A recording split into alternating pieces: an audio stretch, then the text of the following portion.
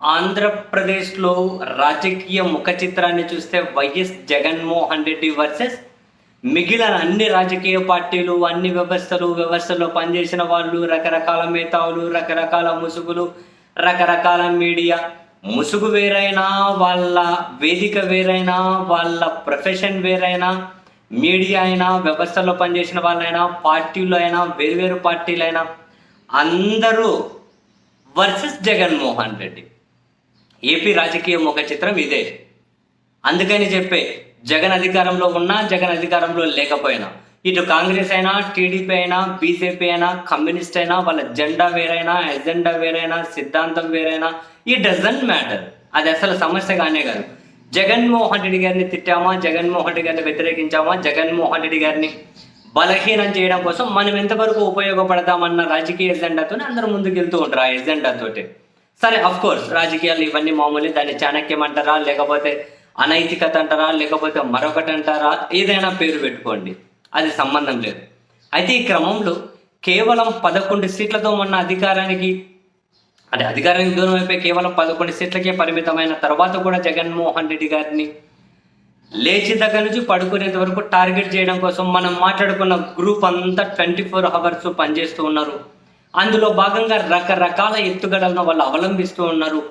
అలా వాళ్ళు అవలంబించే ఎత్తుగడల్లో ఈ మధ్యకాలంలో కాసింత కీలకంగా ప్రయోగిస్తున్నది, ఏ ఓటు బ్యాంకు అయితే జగన్మోహన్ రెడ్డి గారికి బలంగా ఉంటుందో ఆ ఓటు బ్యాంకులో చీలిక తీసుకురావాలను, ఆ బలాన్ని కొంచెమైనా బలహీనం చేయాలనే ఆలోచనతోటి వాళ్ళు పదే పదే ప్రయోగిస్తున్న అస్త్రం సేమ్ 95లో ఎన్టీ రామారావు గారి మీద ఏ అస్త్రం అయితే ప్రయోగించారో కొంచెం అటువంటిదే. అంటే ఏంటి, అప్పుడు 95 ఎపిసోడ్లో కీలకంగా ఉన్న వాళ్ళు ఏం చెబుతారు, అదిగో వైస్రాయ్ హోటల్లో 2 ఉంటే 10 మంది ఉన్నారు, 10 మంది ఉంటే 30 మంది ఉన్నారు, అదిగో వాళ్ళందరూ వెళ్ళిపోయారు, వాళ్ళు ఒక మంత్రి పదవి.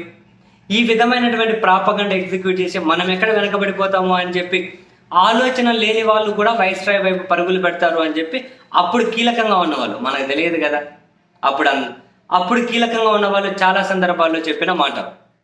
ఇప్పుడు కూడా జగన్మోహన్ రెడ్డి గారి నుంచి దళిత సామాజిక వర్గానికి సంబంధించిన ఎమ్మెల్యేలు మూకుమ్మడిగా పార్టీ మారిపోతున్నారు అని ఇంతకుముందు వరుస పెట్టి కథనాలు ప్రసారం చేశారు. దళిత సామాజిక వర్గానికి సంబంధించిన ఎమ్మెల్యేలు, రిజర్వ్డ్ నియోజకవర్గాల్లో ఉన్న వాళ్ళందరూ కూడా జగన్ నుంచి దూరం అయిపోతున్నారు. ఆ 5 మంది ఎమ్మెల్యేలు వైసీపీకి షాక్ ఇవ్వబోతున్నారా? ఆ 5 మంది ఎమ్మెల్యేలు జగన్మోహన్ రెడ్డి నుంచి దూరం జరగబోతున్నారా? వరుస పెట్టి కథనాలు. అప్పుడు ఆ కథనాలకు వాళ్ళకి కీలకంగా రెఫరెన్స్గా వాడుకున్నది ఎవరిని? ఎర్రగొండపాలెం వైసీపీ ఎమ్మెల్యే తాటిపత్రి చంద్రశేఖర్ గారిని. తన భుజం మీద తుపాకీ పెట్టే మిగిలిన వాళ్ళందరిలో కూడా అదిగో అందరూ ఏమో దళిత ఎమ్మెల్యేలకి ఆలోచన ఉందేమో, అరే మనకు లేదు ఇంకొకరికి ఉందేమో, అరే నిజంగానే జగన్ మీద వ్యతిరేకత ఉందా, ఆ విధమైనటువంటి మైండ్ గేమ్, ఆలోచన లేని వాళ్ళకు కూడా ఆలోచన స్టార్ట్ అయ్యే విధంగా వీళ్ళు మైండ్ గేమ్ ఆడారు అనేది చాలా సుస్పష్టం. తాజాగా మళ్ళీ ఎర్రగొండపాలెం వైసీపీ ఎమ్మెల్యే తాటిపత్రి చంద్రశేఖర్ గారికి జగన్మోహన్ రెడ్డి గారి దగ్గర అవమానం జరిగింది అని చెప్పి మళ్ళీ కథనాలు ప్రసారం. అవమానం ఏమంట, కండువా కప్పుకోకుండా జగన్ గారి దగ్గరికి వెళ్ళారు, ఆయన అడిగారు పార్టీ మారిపోతున్నావా, జెండా ఎందుకు కప్పుకోలేదు అని. సో తీవ్రంగా మదనపడ్డారు చంద్రశేఖర్ గారు, దళిత ఎమ్మెల్యేని అవమానించారు, ఇది అది అని చెప్పి మళ్ళీ సేమ్ ప్రాపగండ. ఎందుకు పదే పదే ఈ సామాజిక వర్గాన్ని టార్గెట్ చేస్తున్నారు, ఈ సామాజిక వర్గ ఎమ్మెల్యేని టార్గెట్ చేస్తున్నారు, మరీ ముఖ్యంగా ఈ తాటిపత్రి చంద్రశేఖర్ గారి చుట్టూ ఎందుకు ఈ కథనాలు ప్రసారం చేస్తున్నారు అన్నది అర్థం కావట్లేదు. 11 మంది ఎమ్మెల్యేలు గెలిచిన చోట ఆ 11 మందిలో తాను ఒకరు. అండ్ ఎర్రగొండపాలెం వైఎస్ఆర్ కాంగ్రెస్ పార్టీకి చాలా బలమైన నియోజకవర్గం. మరి ఏ ప్రాతిపదికన తన భుజం మీద తుపాకీ పెట్టి జగన్ గారిని టార్గెట్ చేస్తున్నారో అర్థం కావట్లేదు. తాను తీవ్రంగా ఖండించారు. సిగ్గుందా, శరం ఉందా ఇటువంటి కథనాలు ప్రసారం చేయడం కోసం? మా అధినేత మమ్మల్ని ఎట్లా గౌరవిస్తారు, ఇటువంటిది జరగలే, నాన్ సెన్స్ అని చెప్పి కామినేని శ్రీనివాస్ గారు మరి ఏం కండువా లేకుండా వచ్చారు, ఆయన వైసీపీ దగ్గర కూర్చున్నారు, మరి ఆయన వైసీపీలోకి వెళ్తున్నారు అని చెప్పి మీరు కథనాలు ప్రసారం చేయగలుగుతారా? కాసింత సిగ్గు లేదా? ఎందుకు ఇటువంటి ప్రసారం చేస్తారు? మేమంత ఏమీ మీకు చులకనగా కనిపిస్తున్నాము ఆ టూట్ అని చెప్పి ఆయన చాలా సీరియస్ అయ్యారు, కథనాలు ఖండించారు. ఆయన ఖండిస్తున్నారా లేదా అన్నది కాదు ఇక్కడ, ఆయన ఖండిస్తున్నారు, ఓకే. ఇప్పుడు వీళ్ళు పదే పదే ఈ ప్రాపగండ ఎగ్జిక్యూట్ చేయడం వెనక రీజన్ ఏమై ఉంటుంది? సేమ్ జగన్ గారిని కొంతవరకైనా బలహీనం చేయడం కోసం ఇది ఉపయోగపడుతుందేమో, జగన్ గారికి బలంగా ఉన్న ఓటును రవ్వంతైనా తగ్గించగలుగుతామేమో అని చెప్పి వీళ్ళ ఆలోచన కావచ్చు. అంతకుమించి ఏముంటుంది? ఎవరైనా కనుక పార్టీ మారాలి అనుకుంటే కండువా కప్పుకోకుండా పోయి సిగ్నల్ ఇస్తారా? ఆయనకు అంత వ్యతిరేకత ఉంది జగన్ గారి మీద అనుకుంటే అసలు అసెంబ్లీ సమావేశాలకి హాజరయ్యేవాళ్ళు కదా జగన్ గారు వచ్చినప్పుడు. అంటే దాన్ని ఒకవేళ వ్యతిరేకత ఉంటే దాన్ని ఎక్స్ప్రెస్ చేయడం కోసం రకరకాల మార్గాలు ఉంటాయి.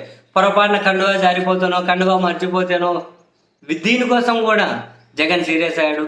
అసలు ఇంత అంటే జగన్ను ఒక రకమైనటువంటి క్యారెక్టర్గా చిత్రీకరించడం, ఇవన్నీ కనుక ఫెయిల్యూర్ కాన్సెప్ట్లు ఇంతకుముందు చాలా చూసాం. అయినా వీళ్ళు పట్టు వదలని విక్రమార్కులుగా ఒక అబద్ధం పదే పదే ప్రసారం చేయడం ద్వారా నిజమవుతుందను, సో ఒక వ్యక్తిని ఈ విధంగా ఉన్నాడు అని చెప్పి కథనాలు ప్రసారం చేయడం ద్వారా అదే సామాజిక వర్గంలో లేకపోతే మరికొంతమందిలో లేకపోతే అనుమానాలు కలిగించడం కోసము ఏదో ఒక దానికి ఉపయోగపడుతుంది అని చెప్పి వీళ్ళ భావన కావచ్చు.